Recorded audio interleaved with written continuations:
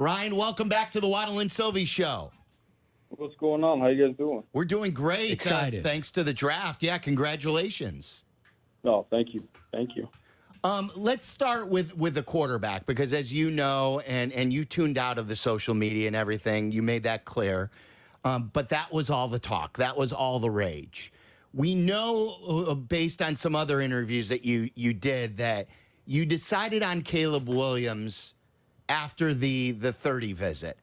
But when did you and your staff basically come to the conclusion that you would go quarterback, or that you needed a change at quarterback in this upcoming draft? When was that decided for sure?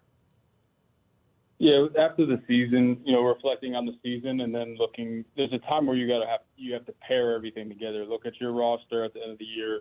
You look at free agency, you look at the draft, just to get a snapshot of everything and what the path looks like. And as we were kind of going through it, we knew on film that the talent that Caleb has was undeniable, and it's one of those things where it pops off the tape for you. So we, at that point, once we knew the tape was there, it really came down to knowing the person to make sure he was a good fit for everything.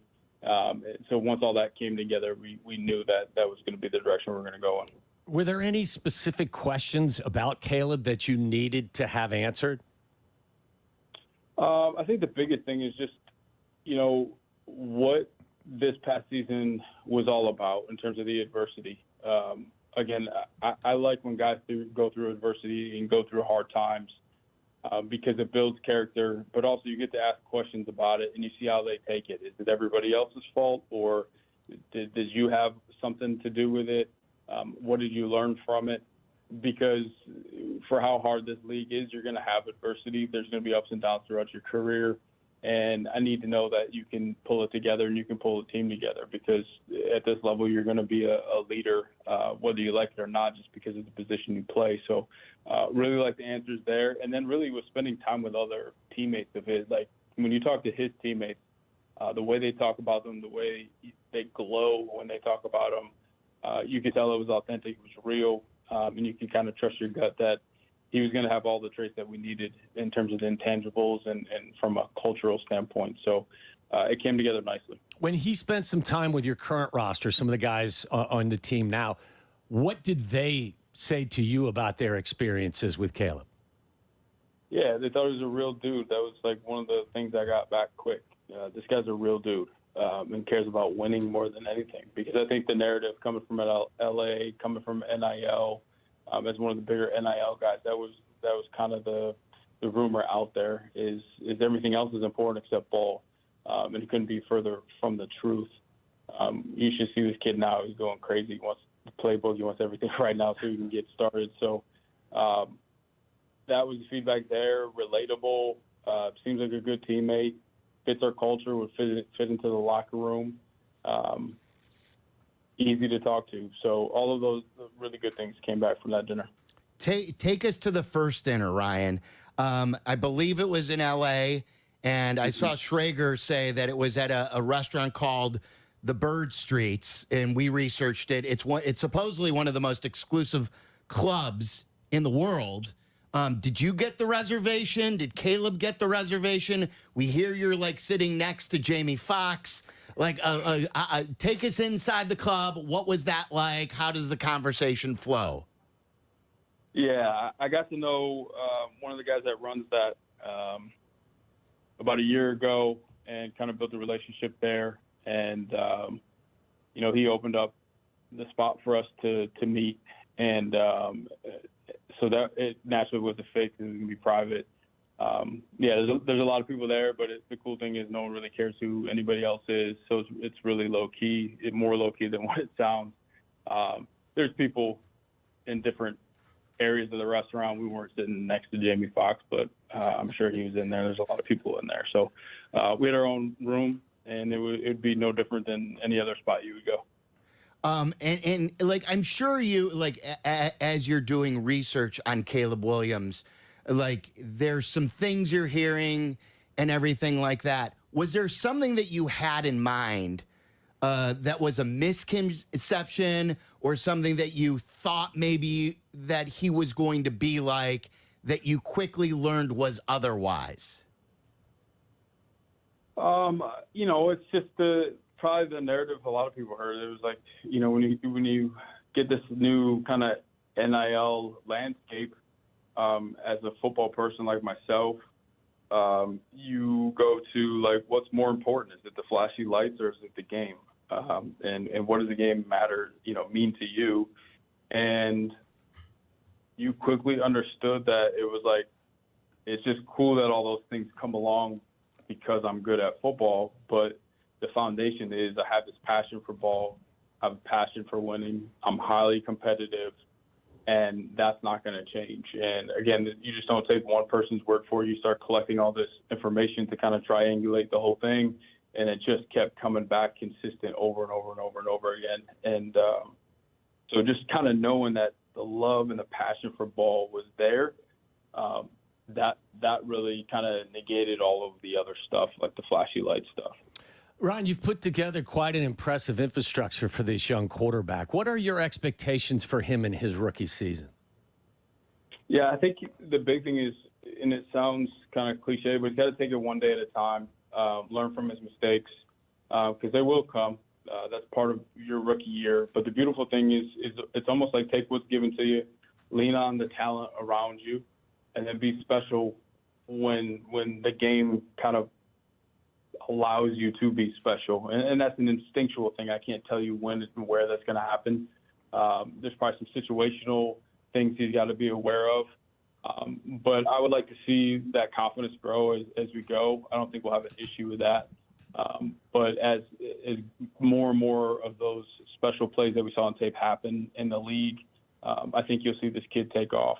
But the beautiful thing is he doesn't have to do it all by himself anymore. He can lean on the guys around him. He can lean on a good defense.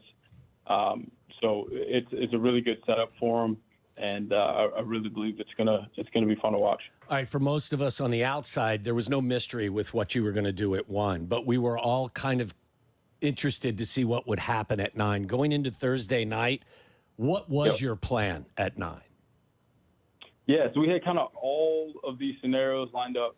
So we knew we were really interested in Rome. There's some other positions we were interested in as well.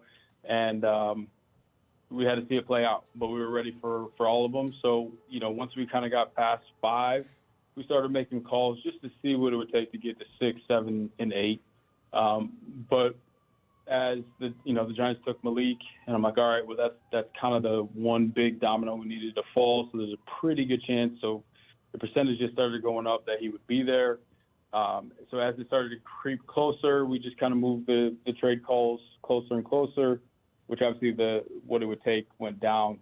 But then when it got to Atlanta, we had a pretty good feel that we were going to go defense.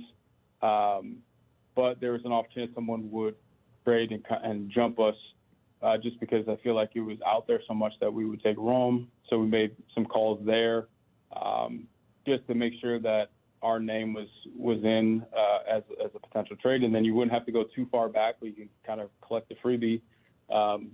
They decided to go quarterback, which at that point obviously we knew we were in the clear. So we kind of worked the ladder up, but at the same time to prepare if Rome went and we had a bunch of names in the clump, we also were working back, making those calls to see if teams were willing to come up.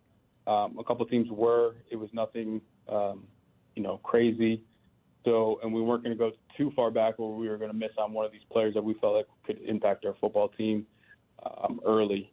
So it ended up playing out where we didn't have to move at all and got the guy that we really wanted. How close, and you mentioned at the press conference that Ian Cunningham, and we're talking to Ryan Poles right now. You mentioned that Ian Cunningham had to hold you back a little bit. How close did you come to trading up? And how important is it sometimes to let the game come to you? Yeah, it's a feel thing. And there's a little bit of luck involved too. But, we do a really good job. Our pro staff does a great job with team needs and kind of looking at where guys went for visits, where position coaching coordinators and head coaches went to pro days to piece all of that together. I was getting impatient because I didn't want to miss out on the guy. But that's what Ian's there for is to help maintain the guardrails up. So nothing was like on the clock in terms of like we were ready to submit something to move up. But teams knew we were interested. Oftentimes they decided that they were just going to go ahead and pick anyways. So nothing crazy, but he kept me from doing something where a team would really have to listen and just give us that pick. So it all worked out. When you were watching Rome play and you were evaluating him and scouting him, Ryan, is there someone that plays in the league currently that he reminds you of, a comp? It's kind of weird, man. Like he's a bigger, taller version of DJ. That's the first thing that kind of hit me because you have the contested catch situation, you have the run after catch, but you also have speed to win over the top. But he almost has the size of Keenan. It's weird if you could mix the two together. He kind of has a blend of both Keenan and DJ's game, which is really cool because now we have three different types of dangerous receivers. And the best part, and someone asked me what you're most proud of, that group's that's a three good dudes. Oh, yeah. That love ball that are going to really learn a ton from each other. So that should just get stronger and stronger as we go. What is the plan right now with Keenan Allen's contract? Yeah, we're just going to, keep it moving through the season and see how everything plays out.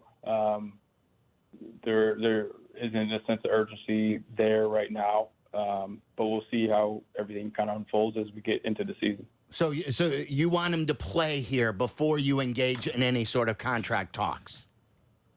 Yeah. We have a good relationship with the agent and have had some conversations that I'll keep private, but both sides are in a good spot. Do you ever, for me as a fan, you're different. You're the general manager, and you were the guy who acquired this talent.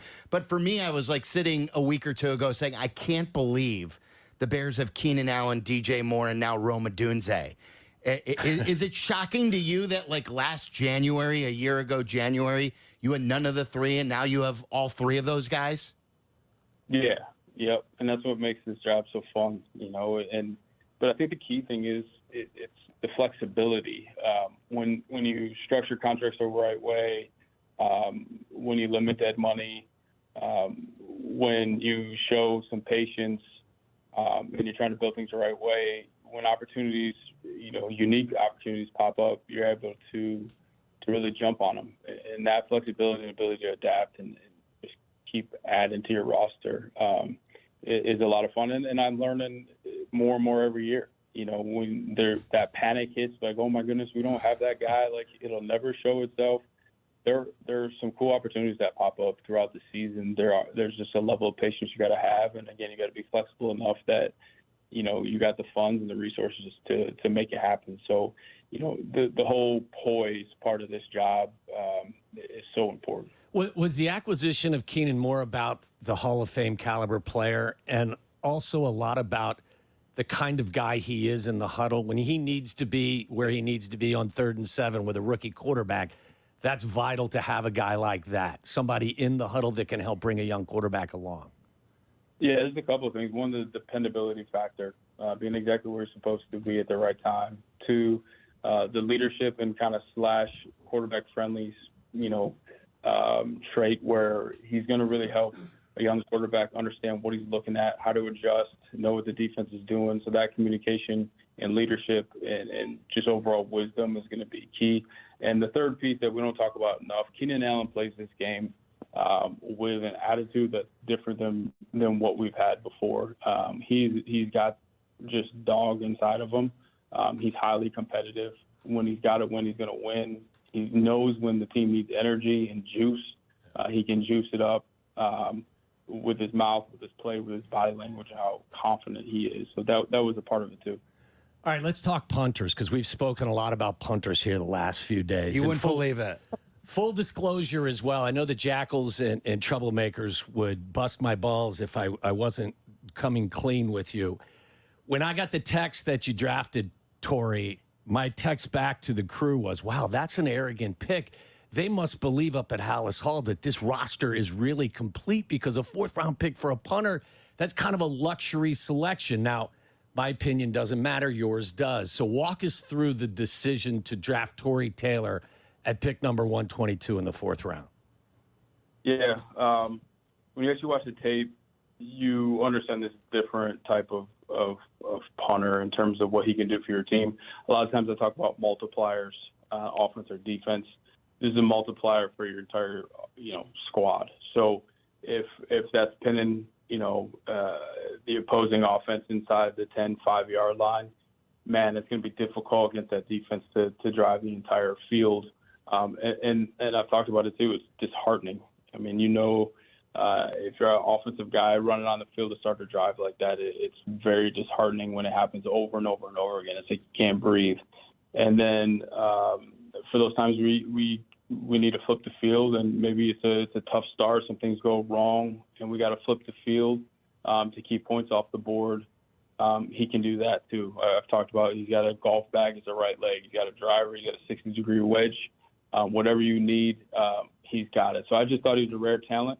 I get it's a punter in the fourth, but again, I think it's going to be a multiplier for this football team and help us win in many different phases. Have you talked to Flus, who is not just your head coach, but he's also your defensive coordinator, about, look, the trend in the National Football League these days, because of analytics, is to go for it more on fourth downs, and because you've built such an explosive offense as well. Do you have to make sure you call down to Flus? Are you anticipating saying, hey, look, I know it's 4th and 3, and I know you're a defensive-minded coach, but instead of punting this, let's leave the ball in Caleb's hands in this offense?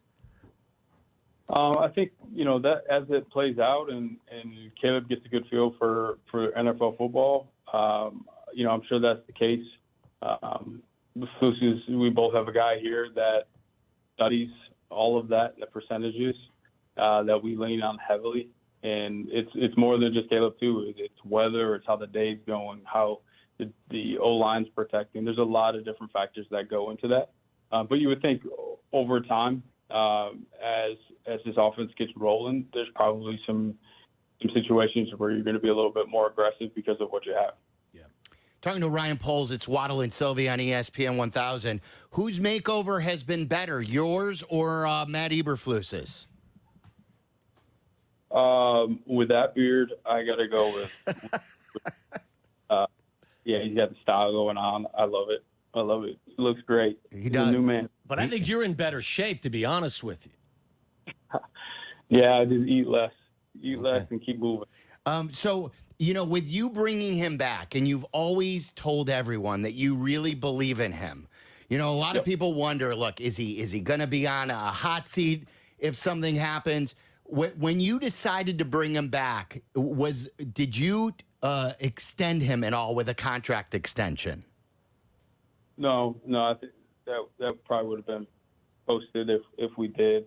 But I believe in Matt. Listen, people don't see the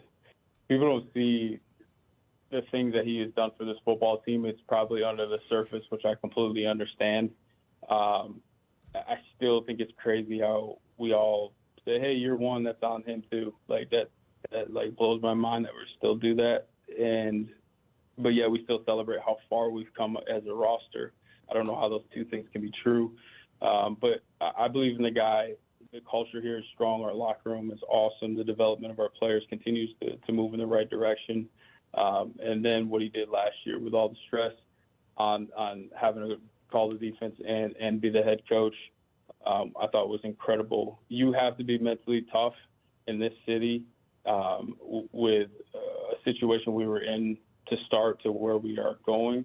And he has everything he needs. I don't know too many men that can overcome some of the challenges that we have had.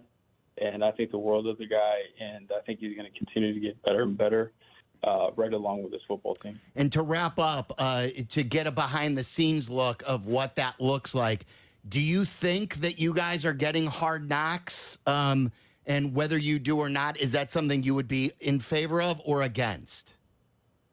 I have not heard. It wouldn't surprise me either way. in terms of being in favor for. There's some distractions that come along with it. But it's one of those things that's what you learn in this league is you just adjust and adapt to whatever shows up. So if it's here, we'll roll. If it's not, we'll keep it moving too. So, but we'll see. And finally, I get the program. I mean, I watch Full Swing. I watch F1 stuff. I think it's cool to see behind the scenes, but when it's your own, it feels a little bit different. Are you planning on taking a few days to decompress, maybe celebrate a little bit and get away from football before rookie minicamp starts next week? Yeah, I'm going to head down to Miami for the F1 race, actually. Wow. And, get some heat and watch the race. It's going to be the first time, so I'm interested to see what that looks like, and it'd be nice to get away for a little bit. It means a lot that you joined us today. Congrats on a great draft, and Amen. Here's to a great season. We'll catch up with you at Hallis Hall. Thanks, Ryan. Thanks, Ryan. All right, sounds good. Thank you, guys.